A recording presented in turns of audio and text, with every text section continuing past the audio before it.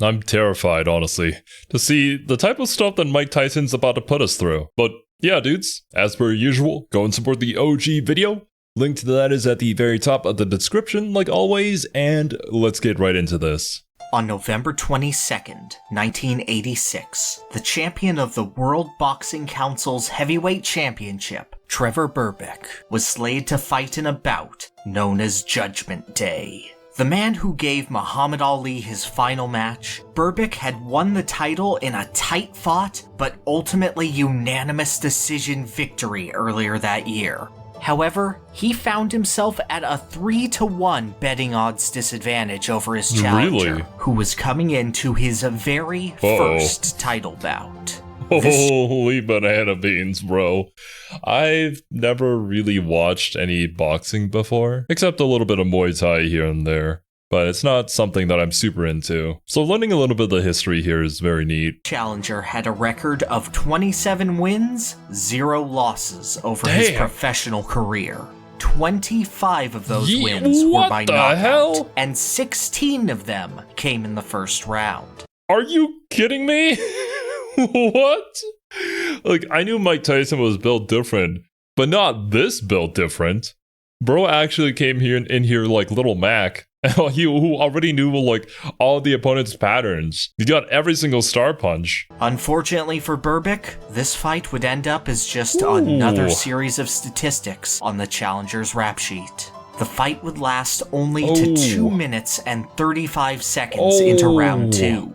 The challenger landed 46 damaging power punches compared to the defending champion's 43 total punches thrown.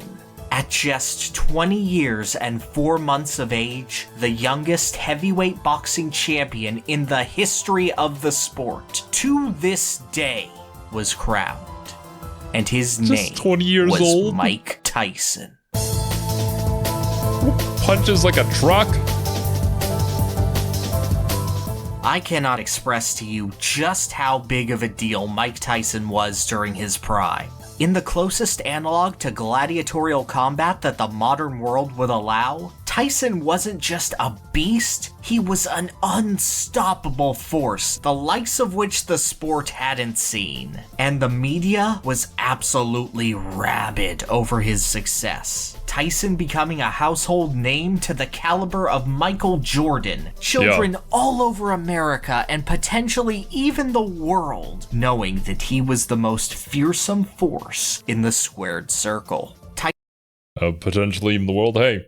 I'm here in Thailand, I did know about him. There's just those people out there with household names that are basically a part of culture now at this point. You'd probably have to know like nothing about Western culture at all to not have at least heard those two names. You could also probably throw Tiger Woods in there as well. Perhaps Michael Phelps too. But then again, this might be a bit of bias because I was always interested in sports. Tyson would go on to claim the WVA and IBF championships through 1987. Becoming the first man to hold every single major heavyweight US boxing championship at the same Little time. Mac. By the time Mike Tyson's Punch-Out was released in October of that year, he had an undefeated 31-fight victory streak, all of the belts, and a media frenzy the likes of which the world had never seen. He was truly and absolutely the baddest man on the planet. He was... Now beat him. The closer I get to the ring, I'm more confident. Once I'm in the ring, I'm a god. No one could beat me. I walk around the ring, but I never take my eyes off my opponent. I keep my eyes on him. Then once I see a chink in his armor, boom. Then when he comes to the center of the ring, he still looks at me with his piercing look, and as if he's not afraid. But he already made that mistake when he looked down for that 1/10 of a second. I know I already broke his spirit. Nintendo. What the fuck?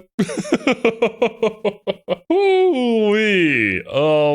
Yeah, I am so glad that I've never had to fight Mike Tyson before. And I feel so sorry for all the people who'd had to, who did, who tried. Was this man literally just built for boxing? Minoru Arakawa caught one of Tyson's fights during the Consumer Electronics Show of 1986 and struck a 3-year licensing contract with the young fighter. Tyson wasn't yet champion at this point, but Arakawa saw an utterly electrifying force that would elevate Punch-Out to the next level, and his instincts paid dividends as Tyson earned greater and greater acclaim. But Nintendo was not satisfied to merely ride Mike's success. They did everything in their power to build him up as the greatest challenge their console could offer. Tyson dominates the box art, the star of not only the photo, but the first bullet point, with his actual signature on the title to give it a personal touch. Every time a player boots up the game, they're greeted with Tyson grinning, looking down at them, the game waiting for your them challenge. that Mike is waiting for your challenge. The entire game is a build-up to this one fight, earning the right to issue Tyson a challenge just as he gave you the means to do so. After becoming the World Circuit Champion and earning the same number of belts as Tyson had, you can enter a code to take you straight to Macho Man by looking at this password right next to this article about Mario being Okay. You know what? Thank goodness that there is a code where you can just skip to Macho Man. Because imagine if you lose to Tyson and need to fight through the entire world circuit once more. Go meet Sandman again. an illegitimate father, or tap into some real Nintendo power and head straight to the Tyson fight. It's just you and Kid Dynamite in the fight you've always been dreaming of.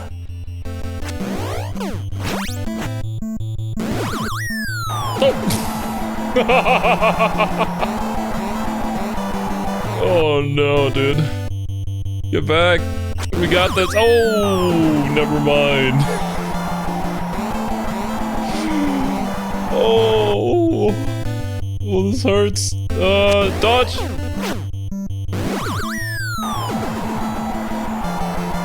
I wouldn't fare any better. Previous fights were about crafting an insurmountable foe that, with enough dedication, anyone could defeat. But beating Mike Tyson requires a special kind of person. You gotta be good at the Someone that's game. not only skilled, not only dedicated, but one that can take a whooping. Tyson is a maestro of power hits, crouching before a hook or uppercut to add an extra spring to his punch, with his signature KO touch being a right hook to the body, followed by a right uppercut to the chin. His defense was Dead. no less excellent, using Knocked out, the can't breathe. incredibly tight peekaboo style to protect his face and making a career out of punching through complaints that the stance was offensively weak. What's amazing about Punch-Out is how well this plucky little NES game was able to adapt Tyson's fighting style into a boss fight. Tyson throws nothing but dynamite punches for the first 90 seconds of the fight, instantly knocking Mac down if even one of them lands. Previous fights had some kind of super move, some kind of overpowered technique with a special tell Mike to get the doesn't player require them. feared of a rallying opponent. But Tyson's super move is being Mike Tyson. That goes so hard, actually. God damn, put respect on his name. You know, at the very least, there is a small tell. But if you dodged too early because you flinched, it's basically the quote that Mike Tyson said here earlier in the video. Of like, oh, for 1/10 of a second you look down, and then I saw my in straight into a one-hit KO. And that's incredible how he's able to bob and weave and use that kind of like bobbing motion to come back up with a massive punch. The timing on that must be insane, because we're seeing this in slow motion, but it's not happening in slow motion in real life, that's for sure. Relying only on fundamentals polished to an absolutely deadly degree. You see this? Trying to weather the storm, make a comeback, get filled up with Doc's secret back rub technique? Completely worthless. Kid Dynamite sending you back to the mat in one punch. Mike Tyson's fight is uniquely humbling because it doesn't even seem fair, giving you no chance to even react or grasp at an opening. No man has ever weaponized fear in sports quite as effectively as Mike Tyson, and his pixelated counterpart upholds his legacy perfectly. Tyson himself even thinks you're a joke, wondering where the real challenger is. The code 007-363-5963 is burned into the minds of Tyson's challengers, as even after surviving Tyson's famous first-round onslaught, Iron Mike will mix in brutal crosses, lightning-fast jabs, and even a faster Honda Rush variant, while keeping... You know, that makes so much sense, considering that the amount of times you'd probably have to input that code, it would go straight from short-term memory to long-term. It is truly incredible, though, how they've managed to strike kind of the same fear that anybody who had to go and fight Mike Tyson probably felt when they were facing off against him in the ring. It's just that commanding presence that you know you're coming up against an insurmountable, wall that you must overcome, but it just seems impossible. His guard tight, never leaving his body open, and recovering from a stun incredibly quickly. The only reward many players will ever see, the final image of their boxing careers, will be their retirement at the gloves of Tyson, just like dozens of boxers before them. But even Iron Mike has a weakness. In one of the biggest upsets of sports history, Mike Tyson would lose his first professional match in 1990 to underdog Buster Douglas. The secret? Douglas was not afraid, and pushed the fight all the way to the 10th round, finally getting a decisive victory by KO. Tyson put such explosive force, precision, and speed in at the start of the fight that most boxers would easily fall to his assault. Yeah. But if the fight managed to drag on, he would become exhausted. Almost prophetically, just by seeing the writing on the wall based on his closer matches, Nintendo absolutely nailed this style. Yo, wait a minute. That's actually really cool. And it does kind of makes sense too. I'm sure he worked a lot on his stamina as well, but the fights that he's had so far hasn't lasted that long, so if by some miracle you can train yourself to be tanky, I guess, that you're really good at taking a hit, or quite a few heavy hits, and you manage to survive until you tire him out, then you can make your comeback. That just sounds so much like a video game. But no, it actually happened in a real boxing match. And now it's time for me to make a specific reference to something that I know of that maybe you guys don't. In the game Fatal Fury: City of the Wolves, there seems to be this SPG meter that you can place either at the beginning of your health bar, in the middle of your health bar, or at the end of your health bar. Once your health enters that range, you basically gain more powerful moves, or a specific move that you can do, which can be very advantageous for you. So most people who kind of want to have a rush down sort of gameplay and not give the opponent any sort of chance, you'd want to put it at the very beginning of your health bar. And I always wondered why you would put it in the middle or at the end, because then you're kind of expecting yourself to get beat up. But in this case, if that was a mechanic in this game, you definitely want to put it near the end of your health bar. And I'm sure the pro players can probably say, for particular matches, they know for a fact that they're not going to win the first few mix-ups, and they're going to get hit. But once their health reaches that middle or last part of the health gauge and goes into the SPG meter, then they know for a fact that they can make a comeback from there. I've never played the game, and I've never played a fighting game with that sort of mechanic, but maybe this is the aspect that they're trying to emulate with that specific mechanic. And I just think that's pretty neat. Tyson's first round is all about survival, but if you manage to escape with your life, well, he doesn't become easy, but he goes from basically impossible to merely, oh god, please send help. His punches are still meaty, but no longer down you instantly. He'll do his now famous wink to let you know his cross is coming, and he'll blink rapidly before the Honda Rush plus Ultra, giving you one of your only chances to earn a star. Just don't waste it getting hit immediately after. Just gotta survive. Everything has led up to this moment. Survive. Glass Joe's embarrassment, Von Kaiser's confidence, Piston Honda's speed, Don Flamenco's baiting, we need the anime King flashback. Hippo's defense, Great Tiger's tricks, Bald Bull's power, Papinski's unpredictability, Sandman's dread, Macho Man's status. and Mike Tyson's challenge. The fight can end in any number of ways. Through a flashy star uppercut, through a desperate tap after repeated blows, coming all the way down to decision. But however you manage it, if you don't give in to fear, eventually Tyson will go down.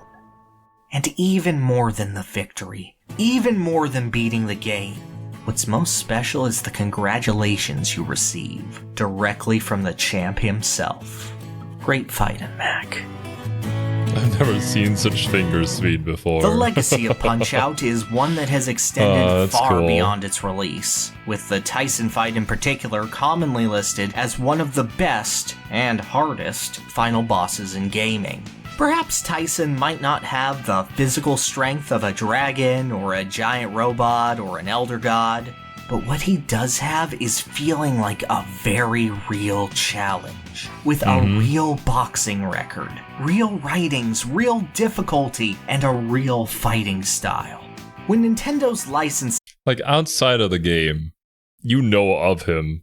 You can sort of feel that legacy through the video game character, especially when you're fighting him too. And he's beating your ass because you don't know what to do.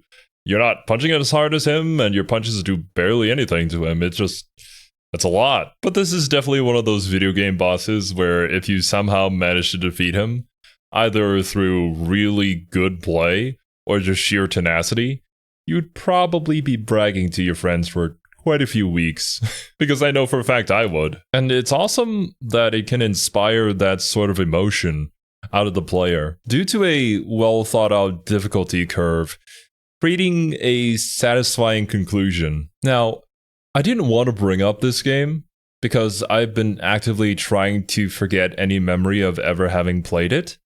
But because it's been something that I just finished recently, it is what I thought of. So, there's this game called Devil May Cry 2, where basically the entirety of the game, you just use gun. There are even some bosses that are designed for you to use gun. And how you use gun is by pressing one button and mashing it over and over again, or holding it down if you're lazy. The gun in that game, all the guns in that game, are just so ridiculously overpowered that any of the character action combat that the Devil May Cry series is well known for becomes basically obsolete. And so when you run into the final boss, no spoilers of course, but when you run into this, well, I mean, please don't play it, just skip it, honestly. But when you get to the final boss, it does actually require you to use the action combat that the series is well known for. But because you've been using gun the entire game, it just feels wrong. And even when you beat it after a few tries, you just feel empty inside. And that really goes to show you, at least I learned it from playing that game, that the difficulty curve and the progression to reach that point is as important as the finale. The destination ends up meaning very little to you when the journey there isn't worthwhile. Agreement with Tyson expired in 1990, he was replaced with Mr. Dream in future printings of the game. And despite being technically identical, I don't think it even remotely compares to the fight with Tyson. Yeah, it doesn't give you the same feeling. The legacy of fighting Mike Tyson, the era he emerged from, the fear that the baddest man on the planet naturally exuded. That's something that can only be captured when the stars align. There will perhaps never be another force so perfectly executed as Mike Tyson is in this title, and every future attempt will have Tyson to answer to. Every box of Mike Tyson's Punch-Out contained a letter from Tyson himself, which I'll read aloud in just a moment, outlining his struggles to become champion and encouraging the player to be their best in all they do. I'd like to think it gives a message that not only elevates players, but video games as a whole into being and experiencing more than they ever thought possible through sheer force of will. Not everyone can become a real professional boxer. Even fewer get a chance to face Tyson in his prime. But Mike Tyson's Punch-Out stands as a reminder that you can still get a piece of that feeling, no matter who you are and no matter how many years pass. The challenge is always there, waiting, as long as you stand up to the design for intimidation. Good job, son. Good job.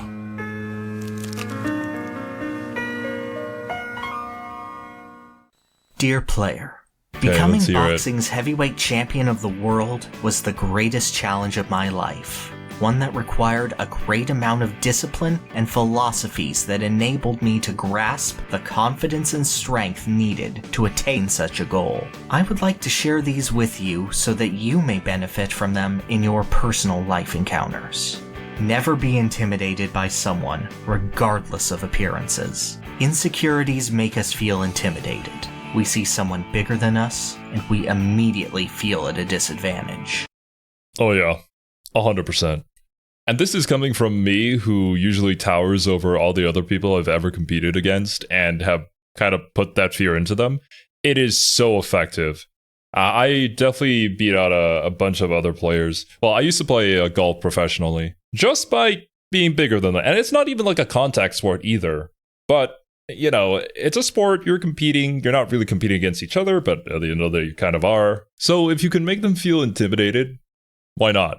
Like, it's not against the rules. And being bigger than them certainly helps out a lot. That being said, the people who did beat me were not afraid, because they realized that it was all just kind of smoke and mirrors, and ultimately it really depended on how well everybody played.